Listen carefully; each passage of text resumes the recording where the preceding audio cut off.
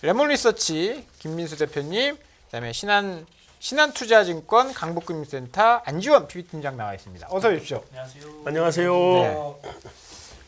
네. 뭐 인사를 너무 깍듯이 하시네요. 오늘. 이건 시청자분들에 대한 예의고요. 네. 그럼 카메라를 보고 하셔야지. 우리한테 본 모니터에 얘기가 이렇게. 아니고? 네. 이쪽으로 하겠습니다. 그리고 또 이제 2022년도 다 갔지 않습니까? 그렇죠. 한 달 남았습니다. 이제 한 살 더 먹으시면 이제 50대. 네. 여보세요. 이제 40대로 들어오는 제 마음이 너무 슬퍼서. 이미 몇 년 전에 50대가 아니고? 저 벤자민의 나이는 거꾸로 먹는다는 게 있거든요. 그런 네. 영화가. 근데 뭐 외모로는 지금 뭐 거의 나랑 거의 동급 같아가지고 내가. 두 분 나가서 이야기하시는 거예요. 우리 젊은 사람끼리 한번 이야기를. 젊은 사람끼리. 갑자기 둘을 단체로 디스를 하네 이분이. 네. 30대끼리. 네, 30대끼리 한번 이야기해 보죠. 오늘 시장이 하지 사실 마세요. 지금 분위기처럼 굉장히 화기애애했습니다. 오늘 너무 좋았던 것 같아요. 출발은 안 좋았는데 계속 전약 후강에 막판에 축포까지 쏴주고 네. 오늘 시장 하루 어떻게 네, 보셨어요? 오늘 코스피가 이렇게 많이 오를 줄 몰랐는데 마지막 거래일에 이렇게 좀 좋게 장식을 해줘서 기분이 너무 좋은 것 같습니다. 그렇죠. 오늘 그러면 11월 한 달 동안 얼마 정도 오른 거죠? 코스피가요 7.8%나 올랐고요. 훌륭하다. 코스닥도 5% 올랐습니다. 난 질문 좀 바꿔서 네. 그럼 12월 한 달은 얼마나 오를까요? 얼마나 오를까요? 그거 있잖아요. 뭐죠? 등비 수열? 피보나치. 등비 수열 그만두고 등차 수열이라도 합시다. 등차 수열? 뭐 지금 우리가 10월 달 올랐죠? 10월 달 6% 정도인가 5% 그랬죠, 정도 올랐을 그랬죠. 거예요. 10월에 올랐어요. 이번에 7% 올랐으니까 12월엔 8% 올라야죠. No. 12%. 12%? 네. 12월이니까 12%. 그렇군요. 단순해요. 내년은 2023년이니까 총 23%. 그리고 24년에 24% 빠지나? 아니면 24% 올라가나? 23년에 많이 올랐으니까 2.4%만 올리죠. 그때 2.3%만 네네. 올리고? 지금 뭐 하는 겁니까? 이게 무슨 분위기? 좋습니다. 네. 이거 뭐 산타랠리 와야 되는 거 아니에요, 우리도? 우리가 근데 산타랠리가 있었어요?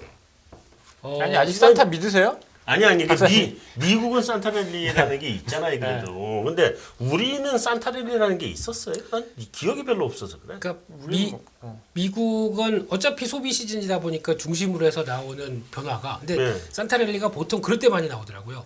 별로 산타 올 때? 오늘 분위기 왜 이러시죠? 예, 빨리 시장 정리하죠. 네. 시장 정리. 네, 그래. 네. 말씀하십시오. 예. 일단 뭐 시장 11월이 끝났으니까 연초부터 뭐 얼마나 올랐는지 한번 계산을 해봤거든요. 네. 11월 달 한 달은 굉장히 좋았습니다. 코스피도 뭐 8% 가까이 올랐는데 그렇게 해서 총 연초부터 코스피가 현재 마이너스 17%입니다. 코스닥은 마이너스 29.4%. 많이 돌렸네. 29. 많이 돌렸나요? 많이 돌린 거 아니에요, 그 정도면? 그래도 아직 조금 아픈 상황이라서. 아니 아프지. 네. 많이 아프죠. 네. 더 많이 아팠을 때는 공포도 더 심했잖아요. 뭐 그렇죠. 지금은 그나마 그 정도 공포는 아니니까. 그래도 코스피가 코스닥보다는 성과가 한 절반 정도, 마이너스 폭이 절반 정도라서 좀 다행인 것 같고요. 네.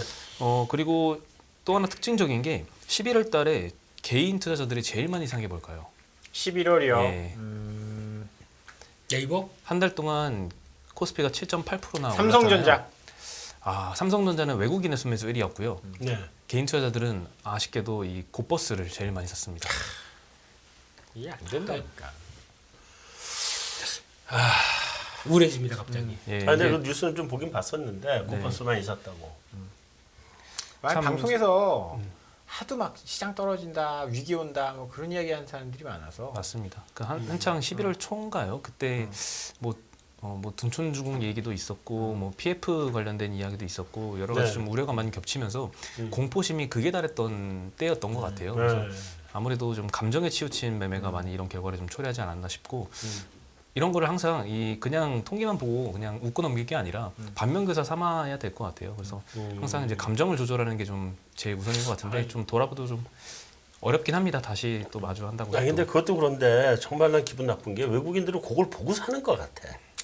그거보다 솔직히 근데 저는 그 분들의 심정이 이해가 돼요. 네. 외국인들의 심정? 아니요, 그 고버스 사시는 분들의 심정. 아니 뭐 그거는 어떤 심정인가요? 네. 왜냐하면 이제 물론 다 이제 주식 유튜브 보시다 보면은 이제 다들 알고리즘으로 비슷한 게 올라오지 않습니까? 네. 그렇죠. 근데 비슷한 거 올라오는데 올라오는 게 항상 보면은 뭔가 더 자극적으로 이렇게 이끌어 나갈 수밖에 없는 게 유튜브의 한계지 않습니까? 그렇죠. 그래야 내 거 한 번에도 더 클릭하겠죠. 그런 쪽에서 안 보고 싶어요. 안 보고 싶은데 제목 자체가 자극적이다 그러면 보게 되죠. 이거 그냥 앞에만 잠깐 들어오고 중요한 거 있으면 그거 보자. 보고 있다 보면은 원래 그렇게 한쪽으로 강하게 얘기하는 사람들이 이게 세지 않습니까? 아, 네. 네. 이게 되기 시작하게 되면 네. 그냥 빠지는 거지. 그렇게 들어가는 것 같고 그리고 또 데이터가 지금 보여주는 것 같이 솔직히 지금 시장이 이렇게 급하게 올라갈 수 있을 만한 데이터 나온 거 없습니다. 없죠. 네, 지금 아직까지도 CD 금리 아직도 5%대 이상이죠. 이런 CD 금리 잘 모르겠네요. 네. 네, 이런 단기 금리 시장도 아직까지 뭐 된 거 없다. 네. 여전히 뭐 유동성 잠깐 정부에서 투입한다고 하더라도 여전히 지금 자금 제대로 안 돌아간다. 네. 네, 또 어제 보니까 무슨 뭐 건설사 지방 건설사가 또 망했더라고요. 네. 뭐 지금 이제 건설사 계속 얘기 나올 거예요. 네, 이제 그런 것들까지도 다 보게 되면 맞아, 이게 맞는 것 같아. 그러면은 여기서 만약에 다시 또 전저점 이탈하게 되면 내 계좌 어떻게 되나? 그럼 일단은 방어를 해야겠죠. 아, 계좌 방어. 방어를 하다가 방어하려고 그렇게 샀을까요? 이게 중요한 겁니다. 방어하는데 물립니다. 음, 물리면은 보면은 이게 그러니까 나머지 계좌들은 또 올라와요. 음. 종목들이 좀 올라옵니다. 그러면 요거 잘라다가 골로 넘어가는 이게 비중이 점점 커지다 보면은 이게 내 계좌가 해지를 하러 들어간 건지 아니면 그 그게 메인 상품인지. 네 음. 이게 이제 바뀌기 애매하게 되게 바뀌게 되는 순간들이죠. 그렇죠. 저는 개인적으로 이제 역계 배팅하는 건 안 좋다라고 생각하거든요. 이유는 단순합니다. 지수는 이제 주식은 장기 투자해야 되는 건데 장기 투자하면 결국은 지수는 올라가거든요. 그렇죠. 근데 인버스에 투자한다라는 것은 그냥 나의 감을 믿고 물론 이제 경제 지표나 다 보겠죠. 맞출 수 없는 이제 시장을 맞추겠다라는 약간 오만 네. 이런 거라고 생각을 해서 게다가 고버스 이 저희가 지난번에도 한번 이야기했는데 이 레버리지 상품 장기 투자하는 거 아니거든요. 이게 오차가 벌어지고 네. 그렇기 때문에 그렇죠. 자 그러면은 뭐 그런 거 다 필요 없고 자 우리 유명한 신동엽 MC께서는 갑자기 네 만약에 지금 그러면 주변에 또 친한 친구가 네. 나 이번에 고버스 샀는데 지금 한 20% 손해야. 어떻게 할까? 손절해야지. 지금이라도 20%다 손절. 손절해야지. 더 올라가니까 지금이라도 손절. 더 올라가는 게 아니라 네. 이건 틀렸다는 이 걸 방법이 인정하고 틀렸다. 예. 여기서 지수 올라가 버리면 네. 인버스를 사서 네. 이건 양방으로 터지. 남들 돈 벌고 하고 하는데 나는 손실이네. 이거는 심리적으로 버틸 수가 없는 거거든요. 근데 이제 올바른- 반대로 인버스를 사가지고 나도 인버스 추천하는 사람 아니에요. 네네. 고버스는 더더욱아닌데 네. 반대로 내가 고버스를 사가지고 남들 다 터주고 있는데 나 혼자만 신나잖아. 그게 얼마나 슬픈 일입니까? 그것도 슬픈 남들 다 일이다. 전쟁통에 다 죽고 있는데 나 혼자 막 배부르게. 그거 얼마나 슬픈 일이에요. 함께 해야죠. 함께 사는 사회 아니겠습니까? 이래도 네. 하지 말아야 되고 저래도 하지 말아야 되고. 그럼요. 같이 행복해야죠. 도대체 우리 MC님 계좌에 뭐가 들어있는지 궁금해요. 네. 아니 사실 나도 난 고버스나 인버스는 쳐다보지도 않았는데 왜 안 쳐다봤는지 아세요? 옛날에 우리나라 이러면 다 물렸죠. 네. 옛날에 우리나라 그 선물 시장 처음 열었을 때, 네. 그러니까 기관 비중 별로 없었을 때, 네. 개인들이 놀만 했거든요. 90년대 초반이죠. 그렇죠. 그리고 그때 유명했던 분이 뭐 압구정동 미꾸라지 이런 분들이 그 시장에서 펄펄 날랐죠. 네. 결국은 그분 다 털린 거로 알고 있는데 그때 이제 우리 또 선물 또 공부도 하고 왔잖아. 그러니까 우리 같이 한번 해보자. 몇 명이 모여서 했어요. 네. 계좌 완전 녹는데 한 달이 안 걸리대. 금방입니다. 우리가 온갖 종류의 선물에 해칭 전략부터 시작해서 공격적 전략 무슨 뭐 전부 다 썼어. 전부 다 박사들이야. 네. 한 달이 안 걸려. 감마 베타 이거 다 구하고 다 했어. 그거 다 했어. 세타까지 다 시간까지까지 모든 걸 싹 다 했어요. 네. 모든 거 싹. 올인이더라고요. 항상. 한 달도 안 걸리더라고. 그래서 이 인버스랑 뭐 똑같은 거잖아요. 똑같은 종류의 상품인데 네. 전 그래서 그거는 절대 안 하시는 게 좋겠다. 그리고 여태까지 평생을 그 이후로는 그런 류의 파생 비슷한 류의 상품들은 쳐다보질 않습니다. 이게 사실 뭐 정말 미운 사람 있으면 블랙잭이나 이런 거 그렇죠. 추천하라고 하잖아요. 그렇죠. 주식시장에서는 정말 미운 사람 있으면 옵션 고버스 옵션 이런 거, 네. 이런 거 권하라고 네. 하는데 뭐 해지용으로는 괜찮습니다. 해지용으로는 괜찮은데 그 외의 용도로는 뭐 사실 뭐 그렇게 적합하다라고 아유. 생각을 안 근데 해요. 솔직히 젊은 날에 네. 한 번은 걸어볼만 합니다. 아, 아니 난 솔직히 네. 젊은 날에 한번 걸어볼 필요도 없다고 생각을 합니다. 네. 한 달 만에 그냥 가더라고. 그럼 하지 마세요. 한 10년 그러고 살다 보니까 네. 이게 진짜 거의 올인이거든요. 아. 이거는 하게 되면은 미국 시장까지부터 아 이거 다. 정말요. 네. 무지하게 힘들어요. 근데 중요한 거는 성공할 수도 있습니다. 할 수도 있는데 중요한 거는 몸이 망가집니다. 이게 느껴보니까 건강을 잃으면 모든 걸 잃는 겁니다. 근데 아니 성공할 수도 있다. 이런 또 우리 김민수 대표의 말을 듣고 다른 사람들은 따라하면은 아니죠.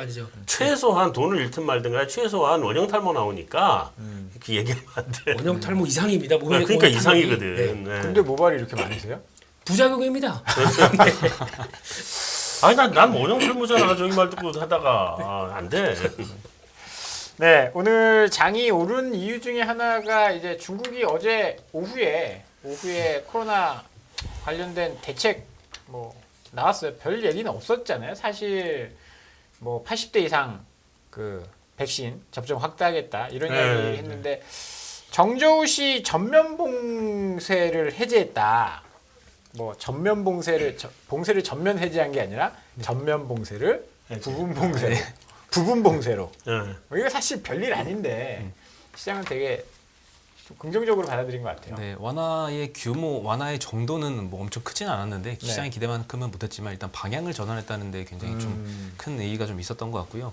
그래서 사실 어저께 끝나고 발표가 나왔을 때 생각보다 별거 아니네라는 생각을 모두 다 했을 거예요. 네. 근데도 오늘 시장이 뭐 도로 빠지지 않고 그대로 좀 상승을 이어갔던 거는 그래도 방향 전환하는 데 좀 의의를 많이 둔 것 같고, 그리고 이번에 오늘 장 끝나고서도 추가로 정저우시가 이제 오늘 어제 발표를 했다면 오늘은 또 광저우시가 또 봉쇄 완화를 발표하면서 한국 시장 끝날 때쯤 홍콩 시장이 한 보합 정도였거든요. 네. 마지막에는 한 2% 올라서 끝났습니다. 아, 네. 이게 막 엄청 등락이 있더라고요. 홍콩이 어제도 많이 오르지 않았나요? 홍콩 어제도 많이 4%. 급등했죠. 어제 무지하게 올랐잖아요. 그 네. 부동산 부양책 나온다 그래서. 네. 걔들은 뭐 한 번 가면 그냥 확확 가네. 그런 생각이 들어요. 돈은 뭔지 알고 있다. 아, 머니 네버 슬립. 아, 이거가 이제 중국도 마찬가지겠지만 네. 한국 시장에서 미리 움직이더라고요. 그렇죠. 대표적으로 화장품주 이런 것들 네. 움직이면서 왜라고 했을 때 답을 못 하겠어요. 근데 이게 미국은 반응이 없었고 우리나라만 좀 반응이 있었거든요. 정저우시 돈이 먼저 움직였으면 어저께 애플이 빠지면 안 되는 거였는데. 그거랑은 다르죠. 애플은 좀 다른 이슈 아니에요? 다른 이슈죠. 뭔데요? 무슨 이슈인데요? 그러니까 애플 정저우시에 애플 공장 있다라고 해서 어제 빠진 건데. 어차피 네. 실적을 까보겠다는 입장이지 않습니까? 아, 네. 애플은 실적 이슈로. 그렇죠. 그러다 보니까 고명치도 돌았었던데 애플 실적 나쁠 거라고. 당연히 그렇겠죠. 600만 대가 비어버리면은 그러니까. 당연히 영향 받겠죠. 네. 그래서 지금 다 저희 갤럭시 애플 쓰시는구나. 네, 네. 예. 근데 보니까 37일 최장 이제 프로 맥스 같은 경우는 이제 늦어진대요. 네, 근데 박사님한테 이제 아직 11 쓰시지 않습니까, 박사님? 아유 왜 이번에 14로 14로 바꿨어요. 바꿨어. 왜 이래? 야, 왜 이래? 네, 나는 아니, 그런 거 무시하지 마세요. 이제 다음 모델 나오는데 네. 한 달 정도는 기다릴 것 같아요. 한 달 정도는 기다리는데 만약에 한 3달 늦어진다. 그럼 그때는 이제 좀 답답해하지 않, 좀 아예 포기하거나 네. 아니면 아예 그냥 이거 지금 써. 그러면서 다음 모델로 보지 않을까요? 근데 그게 이제 길어지느냐 마냐인데 지금 그래도 뉴스 이렇게 나오게 되면은 그렇죠. 그나마 여기서 막히겠죠. 막히죠. 네. 막히고 기다리는 게 길어지면 제가 애플을 굉장히 오래 썼고 네, 다음에 이제 갤럭시를 중간에 같이 한번 써봤고 네, 갤럭시만 써보기도 했고 네. 그렇게 했는데 애플로 다시 넘어오게 되는 거는 UX UI거든요. 그리고 네. 편하잖아요. 그렇죠. 그리고 갤럭시 건 들어가면 이제 내가 컴퓨터 공학자가 돼야 돼. 근데 애플은 안 그렇거든. 그런 차이가 사실적으로 오게 되긴 하는데 애플도 뭐 기다려야 된다 그러면 차라리 1년 더 쓰지 뭐 이렇게 되지. 그렇게 예. 그러면 이제 이연된 수요가 나올 수 있다는 쪽으로 지금은 이제 바뀌어가는 거겠죠 또. 근데 이연된 수요가 아니라 1년 동안 못 팔아먹은 게 되는 거죠. 그러니까 그게 이제 당장의 실적. 그렇죠. 당장의 네. 실적. 네. 근데 뭐 3년 뒤에 바꾼다고 한 명 바꿀 게 두 개 바꾸는 아니거든요. 그러니까 이연된 실적은 아닐 것 같아요. 근데 그 뒤에 또 애플이 야심차게 기다리고 있는 게 자 글라스도 하나 사시죠? 이거 나오겠죠. 네. 글라스 하나 같이 끼워드릴게요. 네, 그거 뭐 할인권을 준다든가. 애플은 끼워주는 거 없어요, 아시죠? 아니, 그냥 약간 또 이제 기다려주시는 우리 고객분들을 위해서 뭐 이런 절대 없어요. 애플 요즘 아무것도 안 줘요. 이어폰도 안 주죠. 요번에 14 사고는 놀랬어요. 이게 충전기도 없어. 그냥 충전기 그 잭 있죠? 네. 그거 하나 딱 껴주고 끝. 근데 옛날엔 이어폰이니 뭐 충전기니 다 줬거든. 없어요 이제. 앞으로는 또 USB-C로 바뀌어야 되지 않습니까? 그러니까 그거 충전 잭. 네. 아까 교환. 그거 연결 잭. 예. 요만한 거. 네. 끝. 프레스 나오신 분 같아서. 그래서 사실 애플 안 싫어요 나. 네. 애플에서 나온 사람 애플 홍보가 아니야. 애플 싫어. 네. 그래서 뭐 오늘은 중국 관련된 종목들이 분위기가 괜찮았다. 네. 특히나 이제 애플은 이제 600만 대의 기회 손실이 있을 수 있지만 우리나라 LG 이노텍 같은 벤더들은 조금 상황이 나은 게 프로나 프로맥스 판매 비중이 굉장히 많이 올라가고 있습니다. 9월 달에 한 71% 나왔는데 10월 달에 70%로 굉장히 높은 수준을 유지를 하고 있고 전작하고 비교를 해보면 아이폰 13 시리즈가 47% 정도 비중이었습니다. 거기서 70%까지 올라갔으니까 특히 이제 프로와 프로 맥스 비중이 그쪽 매출 비중이 높은 LG 이노텍 같은 경우에는 좀 타격이 좀 덜하지 않을까. 그래서 오늘 좀 기대감에 좀 반등을 했던 것 같고요. 뭐 더구전자도 한 3% 가까이 반등을 했습니다. 네. 그리고 뭐 애플 벤더뿐만 아니라 이제 중국이 봉쇄가 해제되면 수요가 좀 회복되지 않을까. 삼성 전기가 오늘 5% 가까이 급등을 했습니다. 물론 MSCI 리밸런싱 때문에 막판에 좀 더 오른 건 있지만 그래도 좀 많이 급등을 했었거든요. 삼성전기도 MLCC가 주요 매출인데 중국 매출 비중이 굉장히 크기 때문에 중국 수요에 영향을 좀 많이 받을 수밖에 없는데 이제 중국이 조금 방향을 틀었다는 게 국내 IP 수요에도 조금 긍정적으로 영향을 주지 않을까 싶습니다. 근데 뭐 요즘 리포트 보면은 LG노텍은 우리 예전에 생각했던 것보다 많이 깎더라고요. 네. 근데 삼성전기는 약간 올려요 분위기가. 이거는 어떻게 생각하십니까? 지금 제로 코로나 완화가 될 거라는 컨센으로 급격히 바뀌고 있는 것 같아요. 제가 월요일에만 방송을 할 때만 해도 그날 나왔던 신영증권, 대신증권 자료를 보면은 제로 코로나 정책은 오래 갈 것이다라고 나왔어요. 그 이유로 지준율 인하를 들었는데 지준율 인하를 한 게 보통 같으면 이제 시장에 긍정적인 이슈로 작용을 하지만 이번에 지준율 인하한 건 제로 코로나 우리는 그대로 유지할 거야. 대신에 부양책으로 커버를 할게라는 의도로 그렇게 들렸죠. 해석을 했습니다. 네, 근데 그게 하루 만에 중국이 이렇게 어저께 발표를 하면서 약간 뒤바뀌었고 그로 인해서 이제 수요가 회복되면 그동안 많이 타격을 받았던 뭐 삼성전기나 이런 갤럭시 밴드들 위주로 조금 살아날 거라고 컨센이 바뀌는 것 같고요. 반면에 이제 LG노텍 같은 경우에는 최근에 이 애플 주가도 부진하잖아요. 생산량 타격도 예상보다 커지고 있고 실제로 600만 대보다 더 크게 1000만 대 가까이 차질을 겪을 거라고 보는 시각도 좀 있더라고요. 그래서 좀 컨센을 좀 내리는 것 같기도 합니다. 특히나 좀 삼성증권에서는 좀 LG노텍을 좀 많이 볼적으로 보는 것 같아요. 좀 부담스럽긴 이게 리오프닝이 좀 부담스럽더라고요. 최근에 텔레그램에 돌아다니는 동영상 보셨어요? 나 2건을 봤는데. 중국 시위 쪽이요? 시위 쪽은 이제 본 사람들 많고 뉴스도 나왔잖아요. 근데 왜 중국말 못 알아들어도 뭐 공산당 얘기 들리고 시진핑 얘기 들리고 들리더라고. 우리 발음 비슷하니까. 네. 네. 그 이제 그 들리더라고요. 그래서 아니 공개적으로 저걸 할 수 있나? 그 공산당 사랑해요 그러지 않았어요? 아니었어. 아니었어. 시진핑 오빠. 뭐 그런 건데 네. 공개적으로 얘기하면 다 잡아가야 되는데 얼마나 한계에 몰렸으면 저랬을까 하는 생각이 이제 들었거든요. 예. 다른 동영상 하나 또 봤어. 네. 그 방역 이 옷 입고 다니면서 사람 방역하고 하는 사람이 있잖아요. 네. 기관단총을 메고 다녀. 아이고. 그러니까 반발이 그만큼 심하다는 얘기 아니에요. 그렇겠죠. 그래서 약간 필리핀 가면 호텔 들어가면 그래서 이게 지금 중국이 이 상태로 더 무고 누를 수 없는 정도의 반발이 나오기 시작하는구나 하는 생각이 들긴 하더라고요. 근데 그런 얘기도 있습니다. 이게 그 중국에서 찍은 게 아니라 홍콩에서 나온 거를 홍콩 아저씨가 아주 편집을 해서 보냈다. 그렇게 했다는 얘기도 있는데 왜냐면 이 별리게 다 있네 네, 진짜.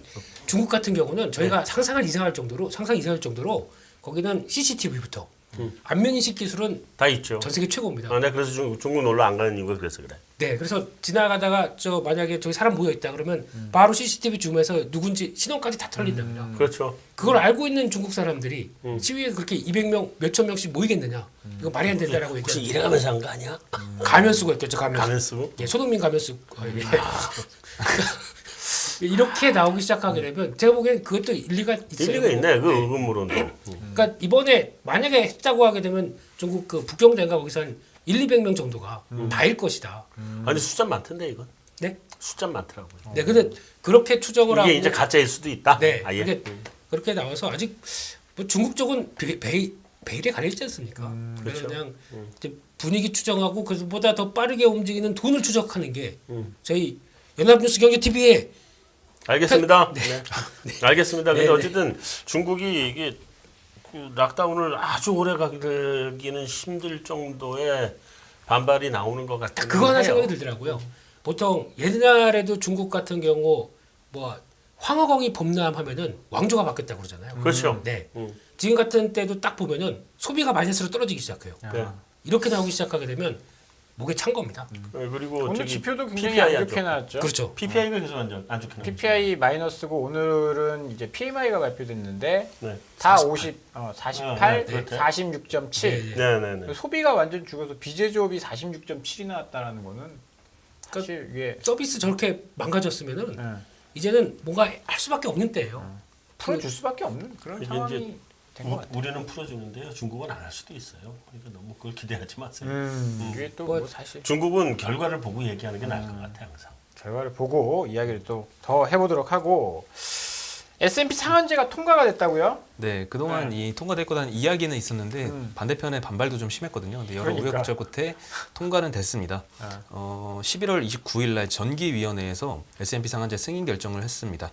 23년도 11월까지 앞으로 1년 동안 이제 시행할 수가 있고요. 단 시행하면 3개월 초과해서 시행은 못합니다. 그러니까 이번 11월부터 12월 1월, 2월까지 이제 시행을 했으면 3월 달은 시행을 못 하고요.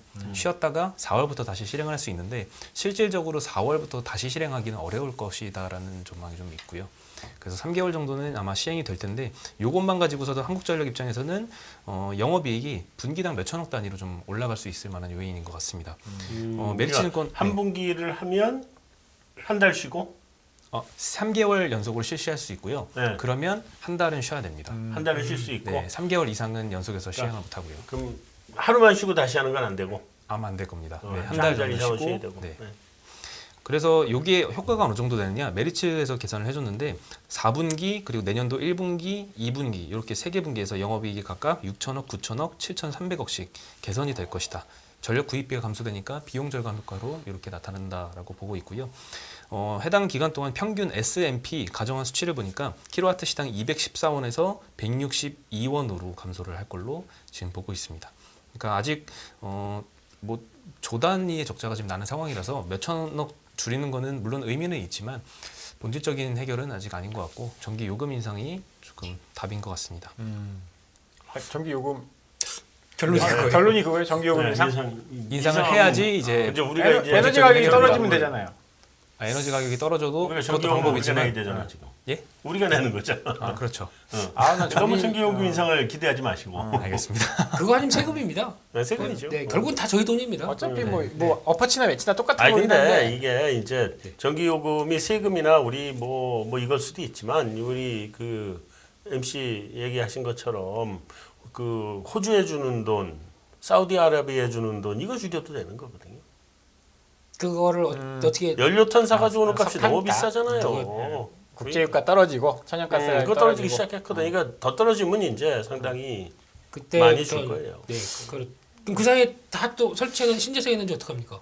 아 그러니까 지금 내가 이제 아까 그 질문 하려고 그랬던 게 6천억 7천억씩 줄어든다는 얘기는 한전이 6천억 7천억이 이익을 본다는 거는 이거 공급하는 사람들이 6천억 7천억 손해 본다는 그러니까요. 얘기야. 반대로 그렇죠.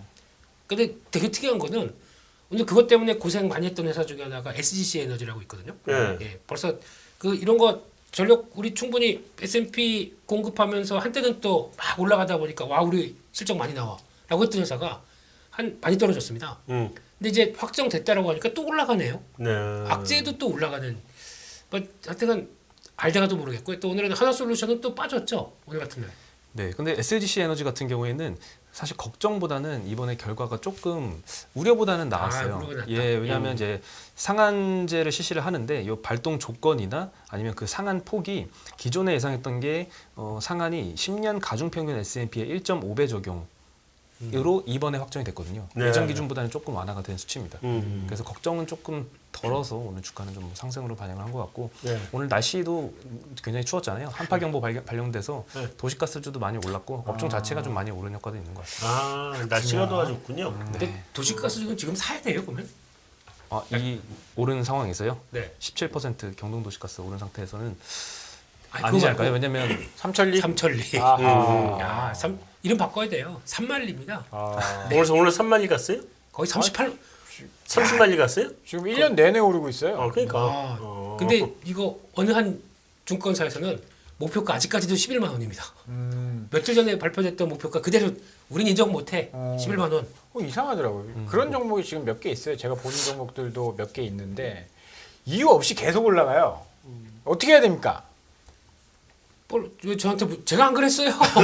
네. 어떻게 이게 따라잡자니 이유를 모르겠고 그러자 이유를 모르는데 매일 올라가고 어떻게 해야 돼요? 저라면 그냥 무시할 것 같습니다. 무시하고 깔끔하게. 생각을 안 한다. 네. 안 보면 되니까. 다음 소식은 요새 은행주들이 꽤 좋아요. 막 이거 뭐 사실 배당 성향을 좀 늘린다라는 이야기도 좀 있는 것 같고. 네, 규제가 조금 완화된다는 이야기를 어제 금감원장이 좀 하면서 어제랑 오늘 굉장히 좀 많이 오르더라고요. 네. 네, 근데 이제 은행주 같은 경우는 이제 전형적인 이제 배당주라고 생각을 하는데 네. 연말 배당 플레이가 좀 유효하느냐에 대해서 오늘 DS증권에서는 여전히 유효하다라는 의견을 좀 냈는데요. 물론 1년 연간 평균 배당 수익률을 보면은 현재는 7.3% 정도 나오는데 문제는 이제 4분기 한 번 남았잖아요. 그것만 봤을 때는 5.5%입니다. 지금 한 달밖에 안 남았는데 5.5%면 나쁘지 않죠. 네. 그래서 아직은 좀 기대할 게 있다라는 의견인 것 같고요. 그리고 예대금리차 현황도 한번 점검을 해보면요. 10월달 예대금리차가 신규 대출은 1.25% 포인트입니다. 전 월 대비해서 8bp 정도 하락을 했고요. 네. 잔액 기준으로는 2.46% 포인트가 예대금리 차입니다. 요거는 전월하고 좀 유사한 수준이었던 것 같아요. 그래서 P 요인으로 보면은 신규 대출 같은 경우에는 예대금리 차 축소폭이 조금은 둔화되는 모습을 보이고 있고 이제 Q 요인을 보면 대출 증가율인데 흔히 지금은 굉장히 고금리라서 사람들이 이제 대출을 많이 줄이려고 하잖아요. 네. 그래서 가계 대출은 실제로 Q가 좀 많이 줄고 있는데 문제는 기업에서 대출을 굉장히 많이 해가고 있습니다. 그래서 가계 대출 줄어드는 걸 기업 대출이 좀 커버를 해서 전체 대출 잔액은 전 월 대비해서 한 13조 원 증가한 2,228조 원을 정도 기록을 하고 있습니다. 그래서 실적으로 P 요인, Q 요인을 볼 때 뭐 둘 다 양호한 것 같습니다. 그리고 아직 부실률도 연체율도 많이 올라오진 않는 상황이고 거기다가 배당률도 한 달 동안에 5.5% 기대할 만하다라고 하면 뭐 배당 플레이가 가능하다라는 의견에 좀 동의를 해볼 수는 있을 것 같습니다. 어떻게 보십니까? 요게- 배당 받으러 들어갔다 배당락 맞아야 되냐? 저는 네. 네, 다시는 은행주를 사지 않겠습니다. 네, 그 기존이 있기 때문에. 네. 근데 이게 그 벌어지기 시작할 때 은행주 올라올 때 보니까 그때 그 뉴스가 나왔거든요. 정부가 수신금리 경쟁하지 마라. 이 얘기 나왔지 않습니까? 그랬었죠. 네. 그러면 자금 안 돈다. 그러니까 그게 어떤 의미냐면은 그럼 우리 굳이 예금 금리 안 올려 그렇게 크게 빠르게 안 올려도 되겠네. 이게 나오기 시작하면서 여기서부터 예대 마진이 더 벌어지더라고요. 더 벌어졌죠. 네. 이게 금융 당국이 생각이 있는 불과 한 달 전에 그랬잖아요. 너희 이렇게 장사 이거 그 예대 마진 벌려가지고 이렇게 돈 많이 벌어서 되겠어요. 한마디 그래서 했죠. 한번 다들 긴장했었죠. 난리가 났었는데 또 네. 그거는 이제 또 또 반대되는 거꾸로. 이야기를 해가지고 왜냐면 지금 자금 시장이 너무 이제 급박한 상황이다 보니까 수신 금리가 뭐 6%까지 나오는 상황이라서 일로 다 쏠려버리면은 뭐 회사채 시장이 죽잖아요. 그래서 뭐 어쩔 수 없이 그런 결정을 한 게 아닌가 싶어요. 회사 시장 쏠릴까봐. 은행만 신났네.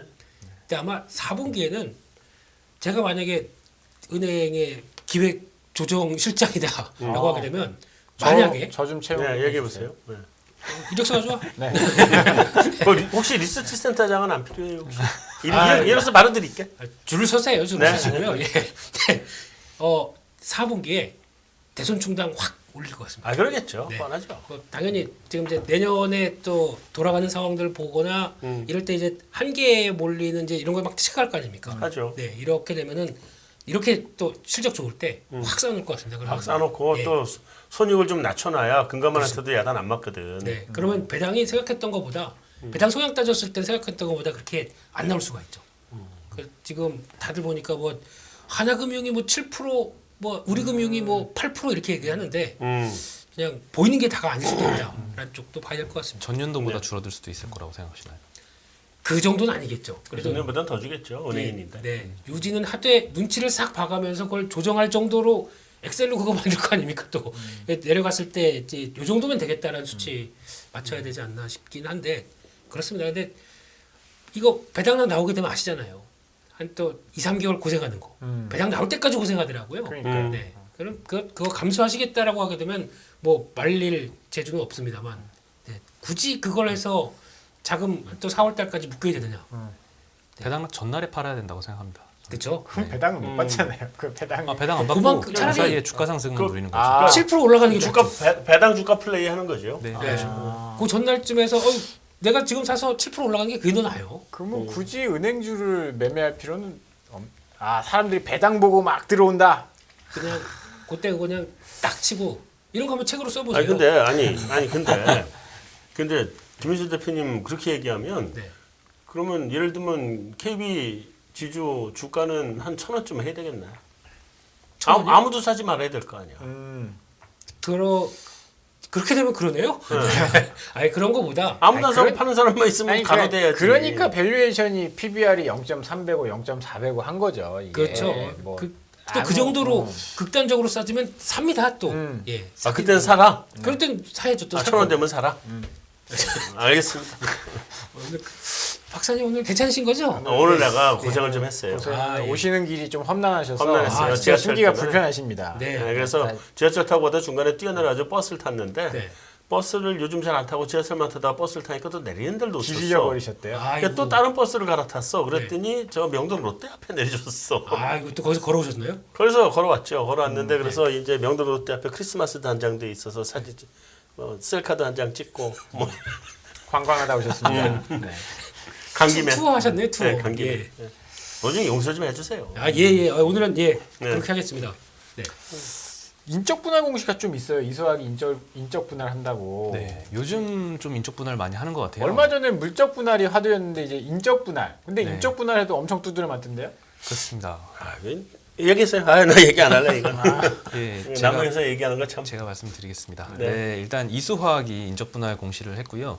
석유화학 부분을 이제 기존 존속회사에 남기고 그리고 이수 스페셜티 케미컬이라는 신설회사를 만들어서 정밀화학이랑 정우체 배터리 소재 부문 해서 존속 신설회사 각각 8대 2로 이제 분할을 하겠다라고 결정을 했습니다. 삼성증권에서는 여기에 대해서 숨겨진 성장 사업 가치가 부각될 것이다 이렇게 호평을 했는데 똑같았던 케이스가 24일 날 OCI가 인적 분할했을 때도 그때도 박살났잖아요. 분할을 했었고 그때도 현대차증권에서 굉장히 호평을 했습니다. 히든 밸류가 부각될 것이다. 근데 주가는 6% 빠졌고 그다음에 아니, 또 빠졌고요. 아니 있던 게 이렇게 잘라놓는 건데 그게 왜 히든이야? 왜 히든인 거예요? 그러니까 시장에서 어디에 숨겨져 있었던 건데요? 어딘가에 다른 숨겨져 나라에? 있었던 어딘가에 숨겨져 있는데 그것만 따로 떼가지고 상장을 시키니까 다 이렇게 거기서 보이니까? 부각이 될 것이다라고 하는 논리인데 시장에서는 거버넌스를 굉장히 우려를 해서 좀 많이 빠지는 게 아닌가 싶습니다. 아무래도 물적 분할은 우리가 막 도둑질당하는 느낌이 많이 들잖아요. 근데 인적 분할은 똑같이 주식을 배분하니까 그렇지 않을 거다라고 이야기는 하지만 실제로 결국에는 그 이후에 그 대주주가 홀딩스 이 지주회사 지분율을 많이 높이고 맞아요. 사업회사는 이제 홀딩스하고 출자 전환을 하면서 개인 투자자 입장에서는 이렇게 썩 좋은 이슈 같지는 않습니다. 정확하게 이제 길게 역사를 길게 하시면 네, 옛날에 인적 분할 가지고 지분율을 높였어. 그렇죠. 그렇죠. 잘 아시죠? 그렇죠. 네. 지주회사, 그래서 사업회사 딱 나눠가지고 하도 그게 두들겨 맞으니까 이제 물적 분할 쪽으로 한참 유행이 됐는데 물적 분할로 결정적으로 두드려 맞은 게 이제 엔솔아니에요. 그렇죠. 그리고 난 이후에 야 차라리 인적 분할해라. 인적 분할은 찬성해줄게. 뭐 주식을 주니까. 지금 또 두들겨 맞을 것 같은데. 내 생각에 그냥 싫은 것 같아 분할이. 분할은 무조건 대주주 이렇게 지분으로 쪼개나 올라가는 거예요. 지분을 가지고 이렇게 쪼개나 저렇게 쪼개나 쪼개지 말라라는 투자자들의 생각 아닐까요? 결국에 이중 상장 되는 거니까요. 그렇죠. 네. 근데 어떻게 보면은 그러니까 이소학 같은 경우는 조금 OCI는 솔직히 아시잖아요. 예전부터 그 동양제철화학에 주주들을 대하는 이 마인드 그렇죠. 네, 예. 그래서 거기서 전 실망을 더한다고 생각합니다. 어차피 그럴 수 저거 있겠죠. 예. OCI 홀딩스 나오면은 하한가다. 예. 분할해서 나오면 하한가다. 근데 그러면 그렇다고 이걸 챙기겠느냐? 그러니까 하한가에서 이거 만약에 그럼 이게 상한가 가는 거랑 계산한다고 하더라도 지금 파는 게 낫다. 이런 식의 저게 좀 이렇게 분석하는 사람들은 이런 이유거든요. 그걸 거기다가 그러면 안 챙긴다. 어차피 싸지는 걸 더 좋아한다. 이렇게 나올 거지 않습니까? 지금까지 보여줬던 이 주주 가치를 보게 되면. 네. 그러니까 이런 신뢰가 좀 없다 보니까 더 그런 것도 있는 것 같고요. 게다가 또 이수학 같은 경우는 좀 특이한 케이스인데 전고체 배터리를 하는 쪽으로 지금 새로운 게 지금 들어가거든요. 이거 자금 지원 그럼 자금은 어떻게 합니까? 독자적으로 좀 생존 못할 텐데. 유증해야죠. 그게 네. 아마 걸림돌이 될 것 같아요. 유증이나 아니면 자금 지원할 때 네. 뭔가 좀 또 한 번에 이런 작업들이 거칠 텐데 그거에 대한 부담감이 더 있었다고 보는데 그래도 막판에 많이 돌렸더라고요. 그냥 왠지 그렇습니다. 그냥 사고 없이 그냥 좀 넘어가자 이런 분위기입니다 지금. 난 그 금융업종이라서 뭐 그러긴 한데 그런 면에서 메리츠가 그런 걸 참 주주 가치를 위해서 좀 잘하는 것 같아.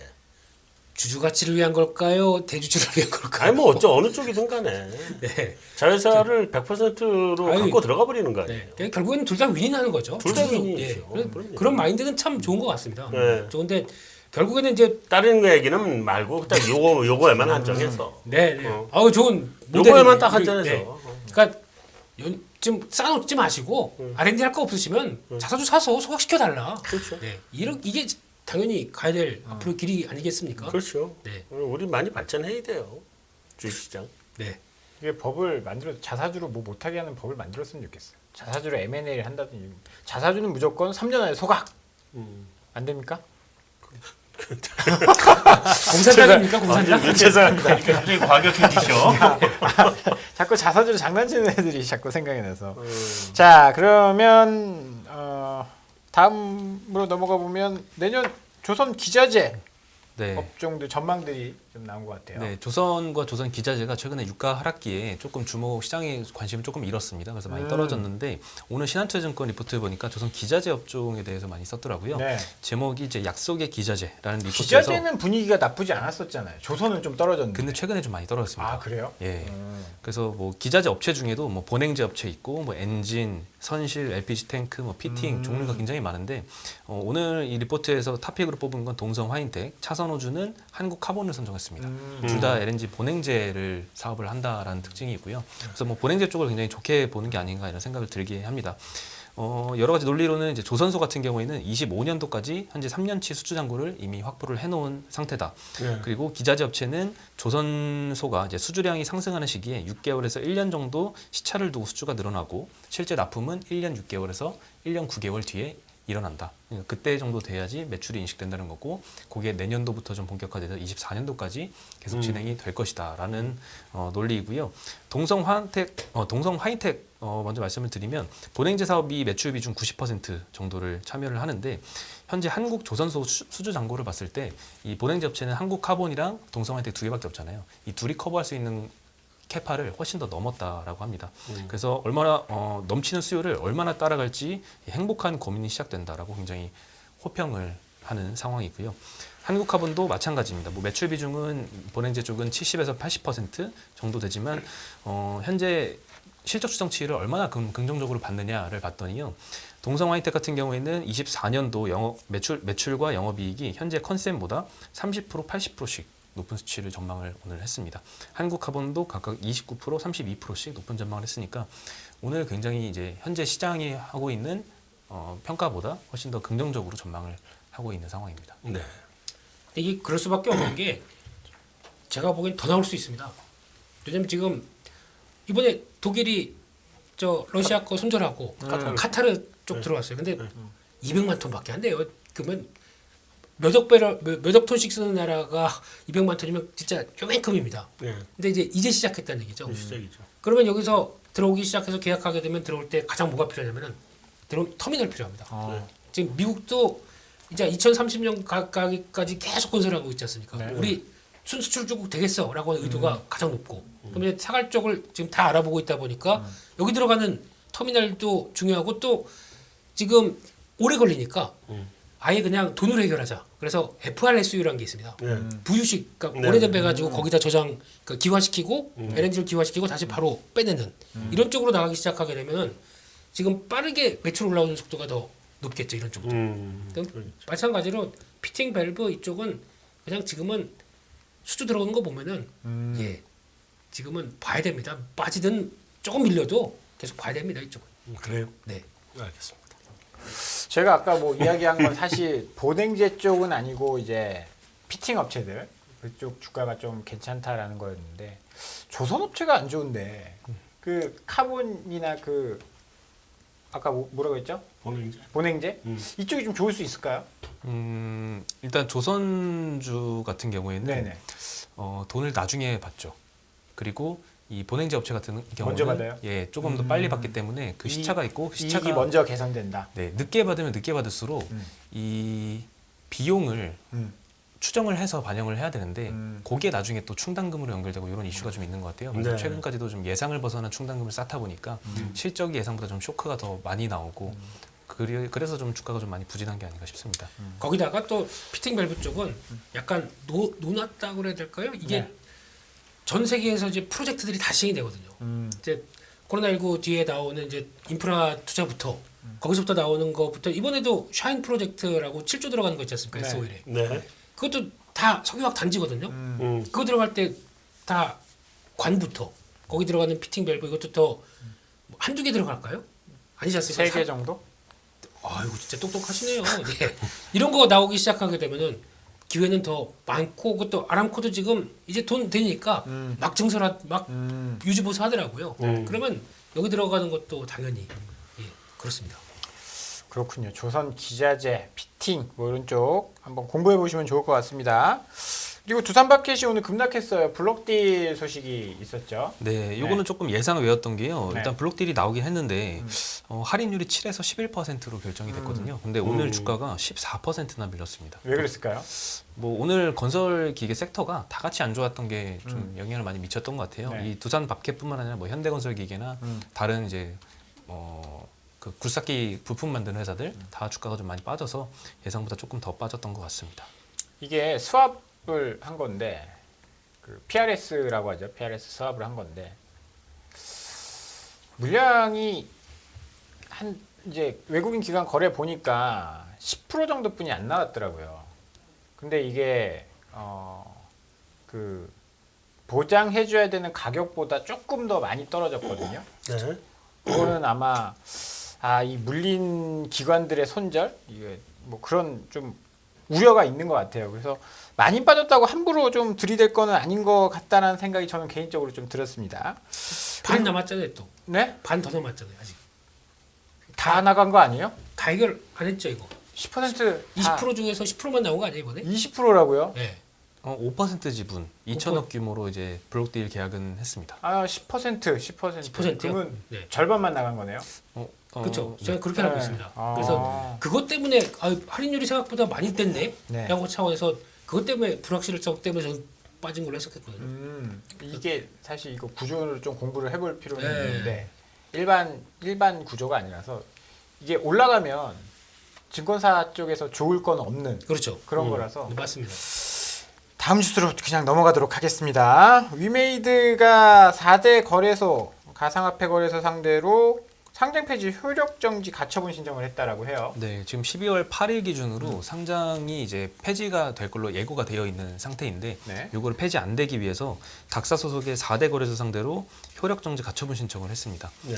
28일 날 업비트 빗썸 상대로 했고요. 29일에 코인원 코빗에도 그래서 닥사 소속 4개사 모두 가처분 신청을 한 거고요.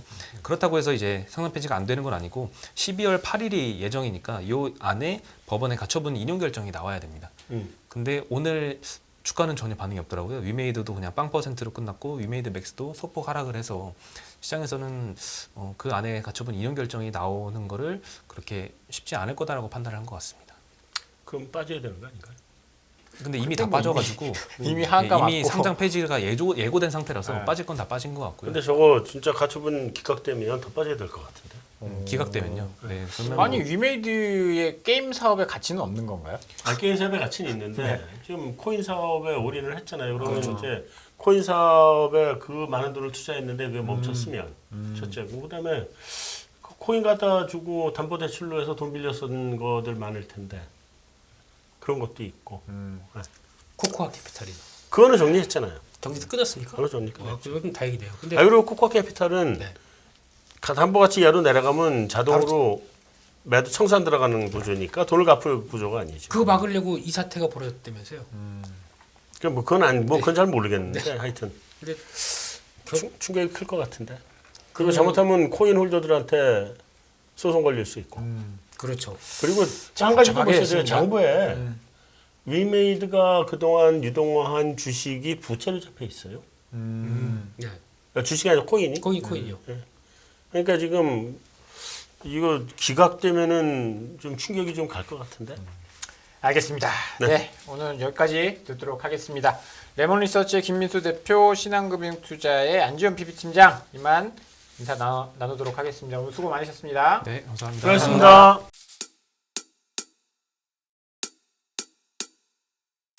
지금은 현명한 지혜가 필요한 시점입니다. 딱 10분만 투자하세요.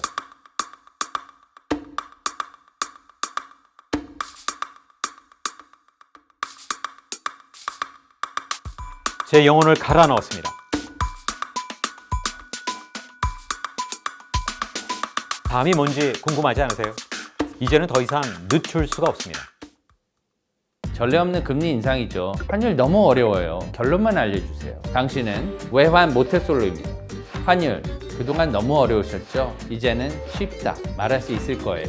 오늘부터 환율과 썸 타시겠습니까?